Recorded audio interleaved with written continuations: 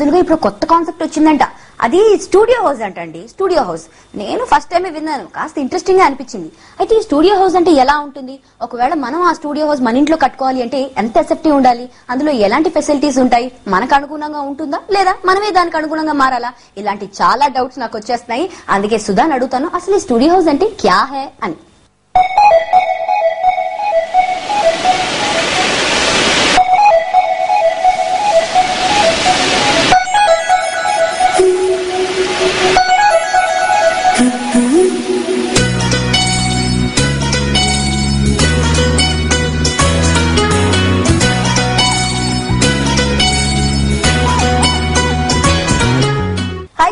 Hi Ashwini. Sudha, ఈ studio house ఏంటి అని తెలుసుకోవడానికి నేనైతే గోల్ కొరుకొని కూర్చుంటున్నాను లిటిల్, ఎందుకంటే వినడానికి చాలా ఇంట్రెస్టింగ్ గా ఉంది.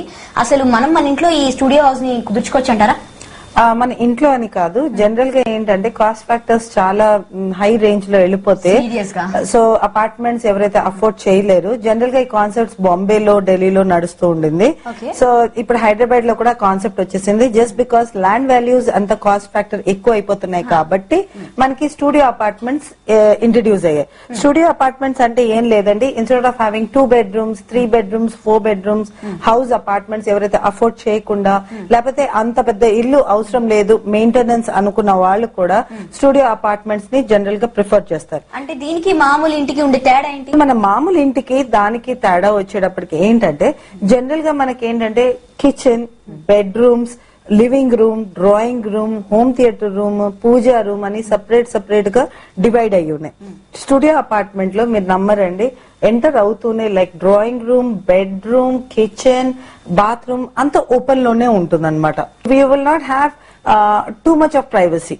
ఓకే, డ్రాయింగ్ రూమ్ ఎవరైనా వచ్చారు అక్కడి నుంచి అక్కడ చెప్పేసారు వెళ్ళిపోయారు అన్న కాన్సెప్ట్ కాకుండా వస్తారు, వచ్చిన తర్వాత you will just have a sitting place. ఒక సోఫా ఉంటుంది యాజ్ మీరు ఈ విజువల్ లో చూసినట్టుగా, దానికి అతుక్కునే ఒక చిన్న పార్టీషన్ లాగా చేసి బెడ్స్, కాట్స్ ఉంటాయి అనమాట.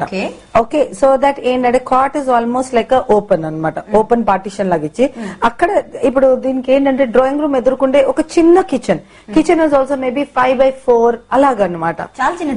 సో ఒక రెఫ్రిజిరేటర్, ఒక ప్లాట్ఫామ్, దాని పక్కన సింక్, తర్వాత పైన cabinets like chimney and cabinets, అంతే. This is a kitchen. And how about washroom? ఇంకా వాష్రూమ్ వచ్చేటప్పటికి ఏంటంటే ఒక ప్లానింగ్ చేసేటప్పుడు ఏంటంటే వాష్రూమ్ కూడా ఏంటంటే బెడ్రూమ్ కి ఎదురుకుండా, that's it, only 1 bathroom.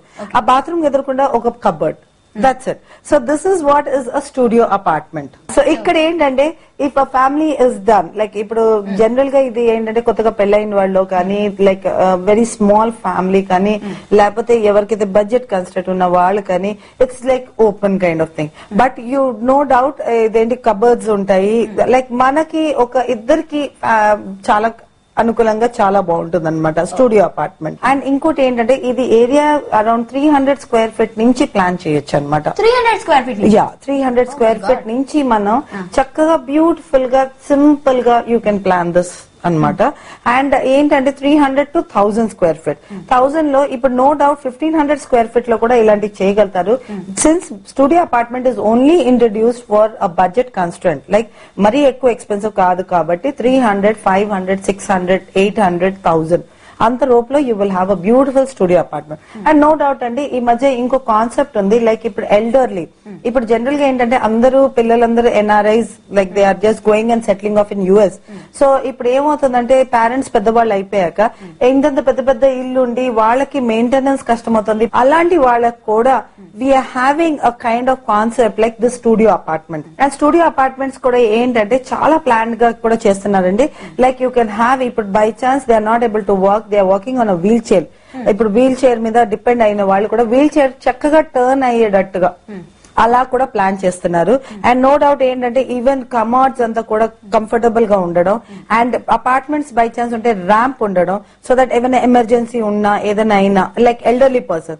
So no doubt this is only for 2 people and it is like it depends on who is staying over there. ఇది ఓపెన్ అంటే స్టూడియో హౌస్ అంటే ఇది ఒక పెద్ద హాల్ లో దాన్ని అటు ఒకటి బాత్రూమ్ ఇక్కడ ఇది అని అన్నారు కదా. సో ఇందులో ఇంటీరియర్స్ మనం ఏం చేసుకుంటాం? మనం ఏంటంటే స్టూడియో అపార్ట్మెంట్ లోనే ఇంటీరియర్స్ చాలా జాగ్రత్తగా ప్లాన్ చేయాలన్నమాట. ఇప్పుడు ఏంటంటే కాట్ పొజిషన్ అవనండి, మాడ్యులర్ కిచెన్ అవనండి, లైక్ సోఫా సెట్స్ అరేంజ్మెంట్ అవనండి, దీంట్లోనే పర్టికులర్ గా interiors are very important. So ఎందుకంటే మన పార్టిషన్స్ అన్ని వాల్ తోటి సంబంధం లేదు. ఒక 4 walls ఇస్తే దీన్నే స్టూడియో అపార్ట్మెంట్ గా మనం కన్వర్ట్ చేస్తాం. So more of glass use చేసి దాన్నే మనం ఎంత చక్కగా లైక్ పార్టిషన్స్ యూజ్ చేసిన తర్వాత కార్డ్స్ ఇవ్వడం కానీ, కార్డ్స్ కూడా కాంపాక్ట్ కార్డ్స్ ప్లస్ దాంట్లో స్టోరేజ్ కానీ, లైక్ బాత్రూమ్స్ జనరల్ గా we'll have a closed bathrooms only, but ఆ క్లోజ్ బాత్రూమ్స్ కూడా మనం ఎంత కంఫర్టబుల్ గా అరేంజ్ చేస్తున్నాం, that is very important. So ఆ యూనిక్నెస్ మనం చాలా మెయింటైన్ చేయాలి. So interiors is very important in that studio apartment. అంటే ఇప్పుడు మీరు అన్నారు పార్టీషన్స్ మనం గ్లాస్ తో వాడతాం అంటున్నారు కదా. ఇప్పుడు మామూలుగా మనం double bedroom, triple bedroom house లో ఏం చేస్తారు, మంచి మంచి పెద్ద పెద్ద కర్టెన్స్ రిచ్ గా వేసుకుంటారు కదా. మరి ఇలా ఈ స్టూడియో హౌస్ లో అంత రిచ్నెస్ ఎక్కడ దొరుకుతుంది? Partitions are not called as curtains. It will be all open అండి. ఓన్లీ బెడ్ దగ్గర అక్కడ పార్టిషన్ వరకు వస్తుంది. That is low level partition. అది కూడా మొత్తం పార్టిషన్ వాల్ లాగా కనిపించేటట్టు కాదు. They want any privacy. Okay, it's only for 2 people or a small kid. That's it. There is no privacy. Okay, it's a studio apartment. You have to enjoy the whole house. That's it. So తిరగడానికి ఏంటంటే ఎంత జాగ్రత్తగా, ఎంత బాగా colour combination, ఎలా curtains కాకుండా drapes use చేయడమో, blinds use చేయడమో, ఎంత మంచి అలాంటి యూజ్ చేస్తే ఇట్ లుక్ వెరీ బ్యూటిఫుల్ అనమాట. అయితే మీరు చెప్పడం వరకు ఇద్దరు సరిపోయే హౌస్ అని చెప్తున్నారు కదా స్టూడియో హౌస్. మరి దీని బడ్జెట్ ఎంత అవుతుందంటారు? దీని బడ్జెట్ అంటే generally like it depends on how much you by the apartment according to the market rate. దాని తర్వాత interiors definitely it will going to start again from 5 to 6 lakhs because everything has to be incorporated in it. So ఒకటి plan చేస్తాం studio apartment అంటే that is like with furniture, with blinds, with everything we have to plan. So దాన్ని ఏంటంటే minimum ఒక 5 to 6 lakhs minimum అవుతుంది దానికి. So దాని తగ్గట్టుగా మనం ఏంటంటే it depends again modular kitchen అవన్నీ ఇంక్లూడెడ్ ఉంటాయి కాబట్టి. సో ఇప్పుడు అపార్ట్మెంట్ తక్కువలో వచ్చేస్తుంది. Maybe it might cost around 10 to 12 lakhs.